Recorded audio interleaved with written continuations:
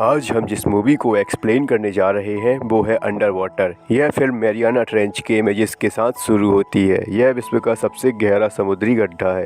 Tian industries petroleum के लिए Mariana trench में 7 मील नीचे तक ड्रिल कर चुकी है।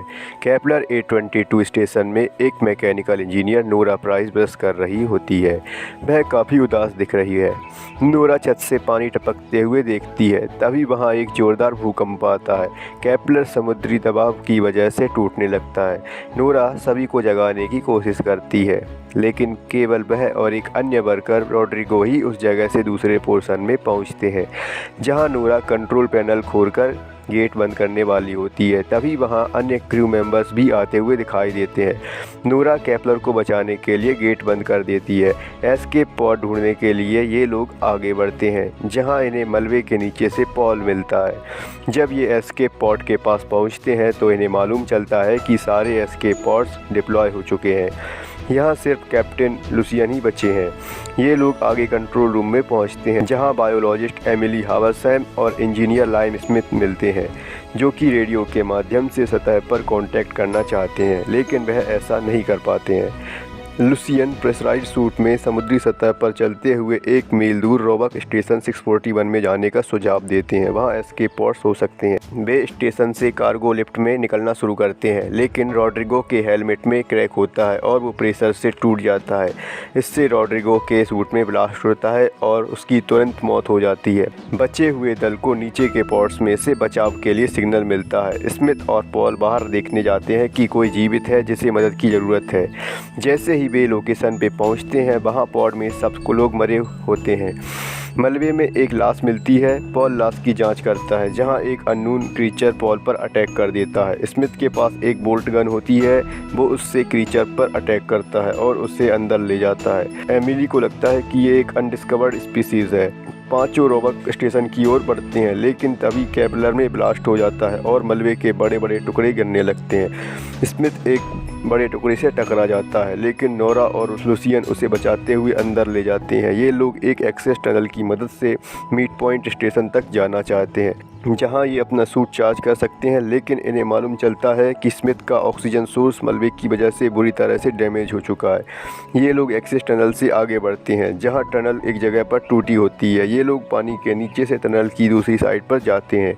पॉल पर एक क्रीचर अटैक कर देता है और उसे उसके सूट में से बाहर खींचकर मार देता है। एक्सेस टनल छोड़ने से पहले टीम को पता चलता है कि स्मिथ को डैमेज्ड ऑक्सीजन पोर्ट के कारण जहरीले धुएं में सांस लेना पड़ेगा। वे लोग स्मिथ को नहीं छोड़ सकते हैं, इसीलिए अपने कंधों से सहारा देते हुए समुद्री तल पर चारों लोग आगे बढ़ते हैं। लेकिन एक और क्रीचर आ जाता है। वो स्मिथ को खींचते हुए केब में ले जाता है। लुसियन स्मिथ के पीछे केब में जाता है और उसे खींचकर बाहर निकालता है। स्मिथ की बोल्ट गन केब में छूट गई होती है, इसीलिए लुसियन वापस केब में जाता है, जहां क्रीचर लुसियन को पानी में खींचते हुए बाकी तीनों से दूर ले जाता है। नोरा क्रीचर और लुसियन का पीछा करती है। वह लुसियन को बचा सकती है, लेकिन लुसियन बढ़ते हुए प्रेशर से नोरा को बचाने के लिए खुद को सेक्रीफाइस कर देता है। नोरा एक पुराने शिपयार्ड में पहुंचती है, जहां उसे पता चलता है कि लुसियन यहां पहले काम करता था। नोरा को शक होता है कि लुसियन क्रीचर के बारे में पहले से जानते हैं। नोरा स्मिथ और एमिली से कांटेक्ट करने की कोशिश करती है, लेकिन इससे कुछ नहीं होता और वो एक नए प्रेशराइज्ड सूट को पहनकर शिपयार्ड छोड़ देती है। वो रोबक की ओर आगे बढ़ती है। समुद्र तल पर चलते हुए नोरा एमिली से मिलती है, जो कि स्मिथ को खींचते हुए रोबक स्टेशन की ओर बढ़ रही होती है। जब ये स्टेशन में एंटर कर रहे होते हैं तो इन्हें छत से लटके हुए क्रीचर्स के घोंसले दिखाई पड़ते हैं। ये चुपचाप आगे बढ़ते हैं, लेकिन एमिली का सूट और लो ऑक्सीजन होने की वजह से शोर करने लगता है, जिसके कारण उसमें से एक क्रीचर जाग जाता है और नोरा पर अटैक कर देता है। क्रीचर नोरा को आधे से ज़्यादा निकल जाता है। नोरा क्रीचर को गन से मार देती है और बाहर निकल जाती है। वो रोबक स्टेशन की ओर आगे बढ़ती है। तीनों एस्केप पॉड्स तक पहुंच जाते हैं, लेकिन नोरा को पता चलता है कि सिर्फ 2 पॉड्स ही काम कर रहे हैं। तीसरा पॉड डैमेज्ड है। नोरा और एमिली बीमार स्मिथ को पॉड में ले जाते हैं। यहाँ एमिली को पता चलता है कि नोरा के लिए पॉड नहीं है। वो नोरा को दूसरा पॉड लेकर जाने के लिए कहती है, लेकिन नोरा एमिली को कन्विंस बाउंस करने की कोशिश करती है और फोर्सफुली उसे पॉड में बैठा देती है। दोनों पॉड डिप्लॉय हो चुके हैं। नोरा को एक विशालकाय क्रीचर दिखाई पड़ता है जो कि रॉबक पर अटैक कर रहा होता है और बाकी छोटे क्रीचर्स एस्केप पॉड्स की ओर जाते हैं। नोरा अब जानती है कि वह मरने वाली है। वो कोर की एनर्जी लेवल को बढ़ा देती है जिससे कोर एक्सप्लोड हो जाता है और सारे क्रीचर्स मारे जाते हैं। एस्केप पॉड्स सेफली सरफेस पर पहुंचते हैं।